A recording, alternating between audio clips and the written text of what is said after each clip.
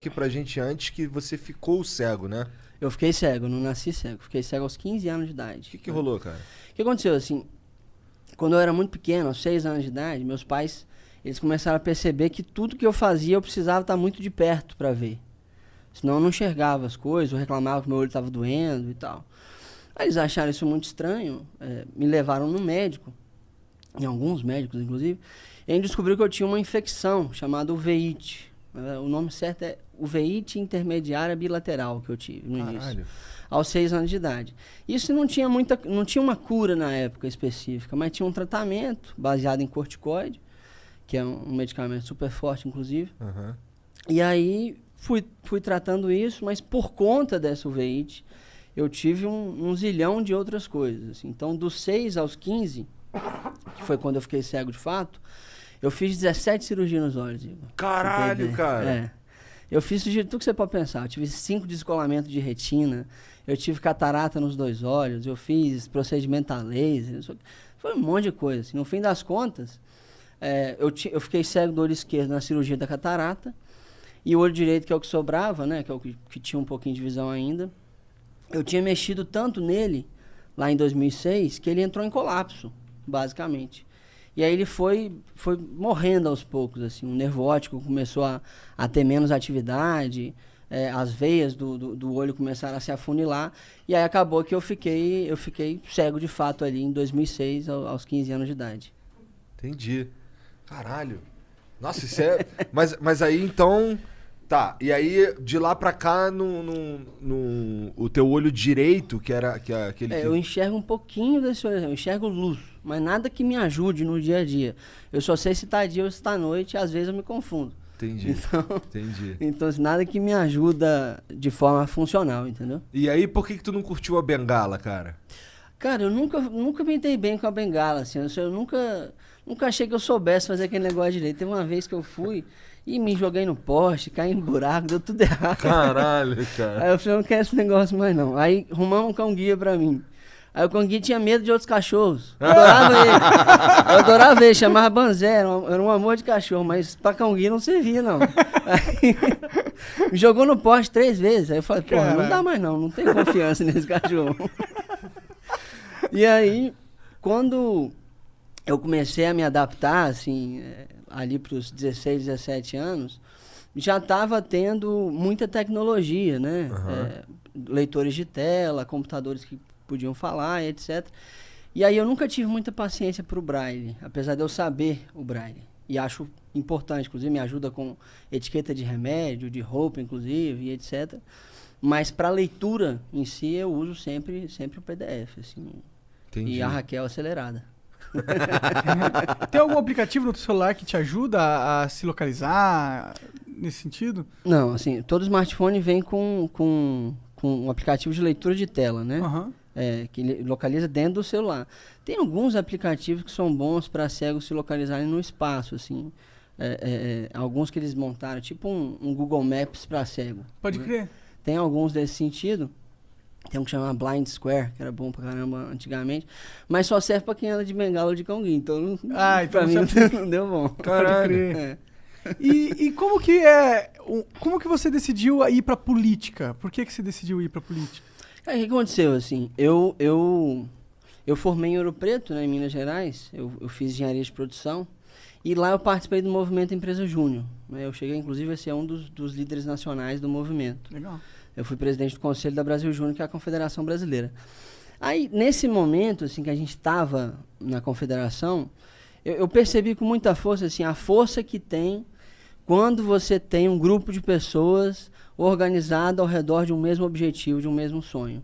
Isso ficou muito na minha cabeça, né? Logo depois que eu saí do movimento, isso martelava muito na minha cabeça.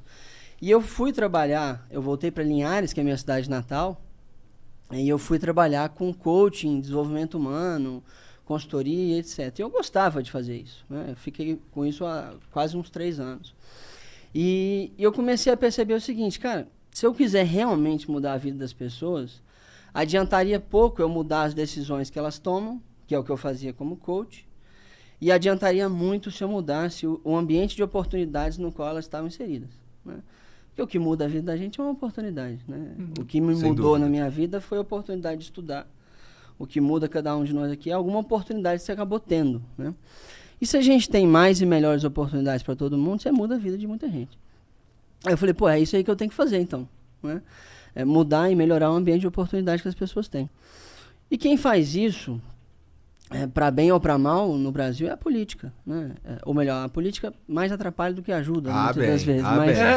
Mas ela, se não atrapalhar... Inclusive, tu tá ligado que o teu principal defeito é ser deputado, né, cara? Lógico. Com certeza. E se a política resolver, a gente consegue fazer com que as pessoas, por conta própria, criem as oportunidades. Porque, de fato, a política impede muito, várias decisões que a gente toma, impedem muitas oportunidades de chegar nas pessoas, né? Sim. E aí eu decidi me tornar um político, né? Não foi uma decisão fácil. Pois é, Como que imagina. sua família reagiu? De início eles foram resistentes, assim. O meu pai, há 30 anos atrás, ele tinha sido vereador e saiu puto. Porque tinha visto muita corrupção. Um colega dele de vereança foi assassinado naquela época, né? Muito antigo. Caralho. É. Bom, e aí ainda falou assim, bem que... pô, Putz, eu ia você falar vai uma entrar na boa, política e, cara, é muito ruim, você não vou deixar meu filho fazer isso, né? Aí eu bati o pé, insisti muito e tal. Na época eu morava ainda com eles lá em Linhares. E aí eu fui candidato a vereador em Linhares, né? E perdi, graças a Deus. Foi uma das melhores coisas que me aconteceu, foi ter perdido. Por que perder foi bom? É porque, primeiro que te ensina muito, né? Sim. Eu nunca tinha, apesar de ter ficado cego, assim, eu nunca tinha tido uma derrota grande na vida ainda. Isso aqui.